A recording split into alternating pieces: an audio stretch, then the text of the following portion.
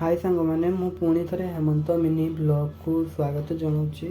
आज सकाल सकाल उठिकी देखे तो प्रबल जोरे वर्षा होची। वर्षा आउ कौन कर देखिपे आम दांड द्वार केते जोरे वर्षा होची देखिपे आप डेली से सेम। आज आम बाहरी गले पुणी ड्यूटी जाऊा बेले बारिपदा रोड्र व्यू देखिपे कौ टाइप रोचे।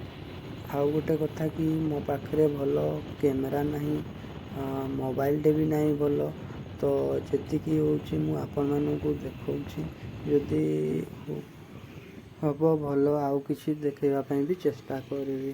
ता सहित मु स्टोर व्यू आपण मानू देखेबी कौ टाइप बर्तमान रोचे। आउ गोटे कथा कि वर्तमान तो सब गछपत्र काटिकी सफा कर दौरान एवं ओवरब्रिज बनई दौरान, तो नेचर को बहुत भल लगे। गछ जी काटे से लगे नचेत गछ काटे ही ना, किंतु गवर्नमेंट ता करूनी।